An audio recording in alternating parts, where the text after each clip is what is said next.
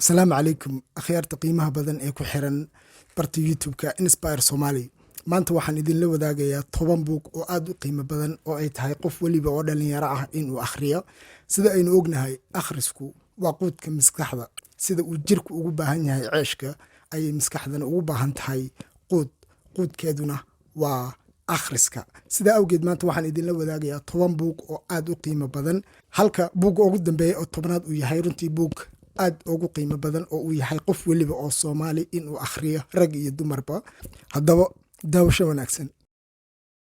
waqtigan oo aynu ku jirno dunia casri ah oo aqoonta iyo xogto ay hoggaanka u hayso waxa lagama maarmaana inaad tahay qof si joogto ah wuxuu akhriyaa si aanad uga hadhin tareenka haddaba caawa ama maanta kolba kii ay ku tahay waxaynu soo gudbinaynaa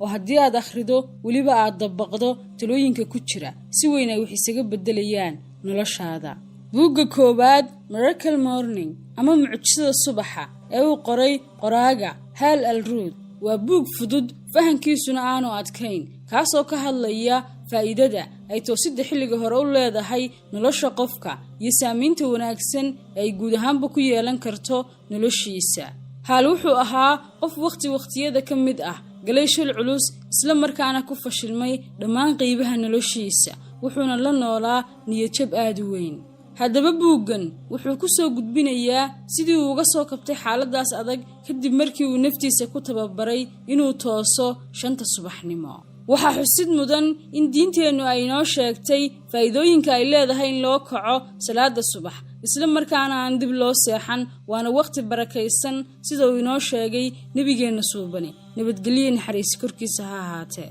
buugga labaad Sixru Tartiib af Soomaali ahaana noqonaya mucjisada kala habaynta waa buug Jabaaniisa oo ay qortay gabadh lagu magacaabo Marie Kondo loona turjumay Carabi waa buug ka hadlaya kala nidaaminta nolosha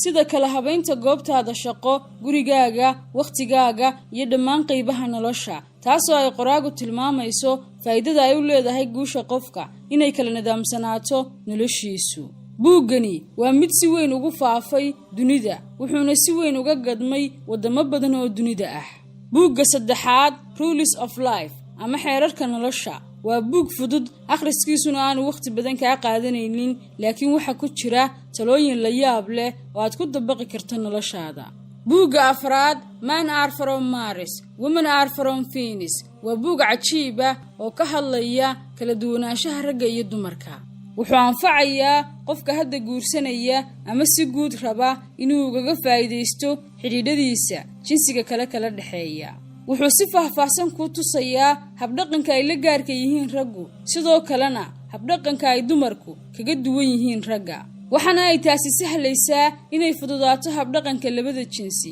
hoosna uu u dhaco isqabsigoodu maadaama uu midba midka kale dabeecadiisa yaqaano buugga shanaad waxa iska leh Marcus Aurelius laguna magacaabo At-Ta'ammulat waa buug aad u qadiimi ah oo soo baxay waqti fog laakiin ka hadlaya afkaar la jaan qaadaysa waqtigan casriga ah taasoo ka caawinaysa inaad si guud uga gaadho dhammaan qaybaha kala duwan ee nolosha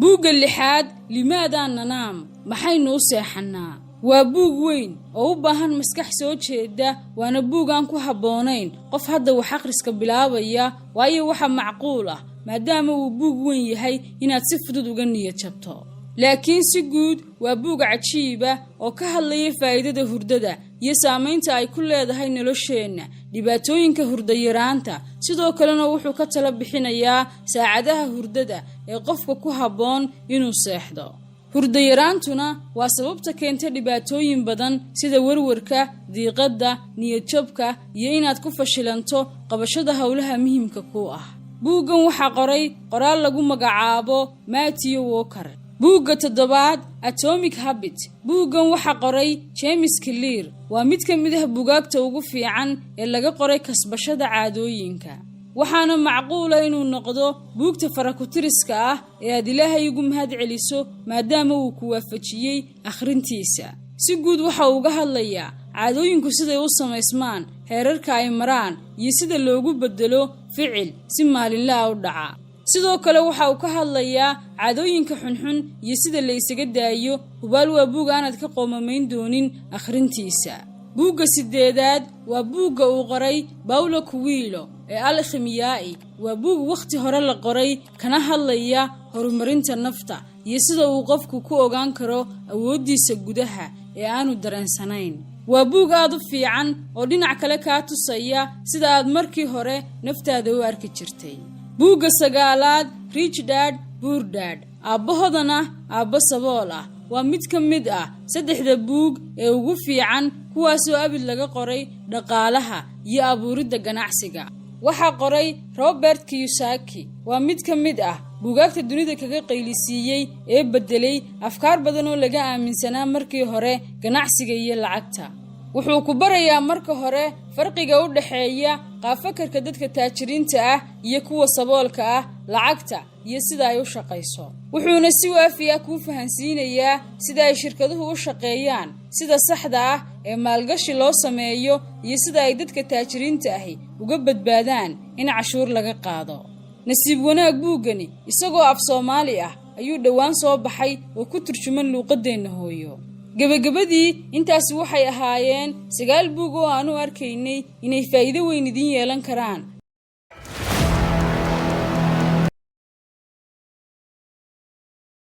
haddaba khayri waxaan soo gaarnay gabagabadii iyo gunaanadkii barnaamijkeena.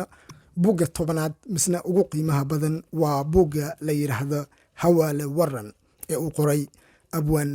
Hadraawi, Allah u naxariistee. buuggan runtii waa buug aad u qiimo badan. Abwaan Hadraawi, Allah u naxariistee, wuxuu buuggan oga hadlay waxyaabo aad u qiimo badan.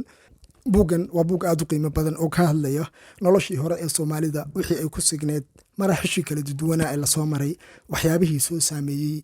iyo sidoo kale burburka maanta aynu ku sugannahay iyo waxyaabihii kala duwanaa ee ka qayb qaatay burburka maanta aynu ku sugannahay. dhinacyo badan ayuu taabanayaa buugganayt wuxuu ku tusayaa halka aynu ka nimaanay iyo sida aynu ku soo gaarnay maanta halka aynu taagannahay. maxaa yeelay horaa waxaa loo yiri qof aanan garan halka uu ka imaaday ma garto dhanka uu u jeedo, sidaa darteed mana saadaalin kara waxa soo socda. qof waliba waxaan ku dhiirigelinayaa in uu akhriyo buuggan Hawaale Waran ee uu qoray Maxamed Ibraahim Warsame Hadraawi, oo ah runtii buug aad u qiimo badan oo run ahaantii afkaarteyda aniga shakhsi ahaan waxyaabo badan ka bedelay. waxyaabo badan oo aanan hore u fahansanin ayuu fahansiiyey. waxaa hubaal ah qof waliba oo dhalinyaro inuu isweydiinaya halka aynu maanta taagannahay, sida aan ku soo gaarnay iyo waxyaabihii kala duwanaa ee ka qayb qaatay barta aynu maanta taagannahay. sidaa darteed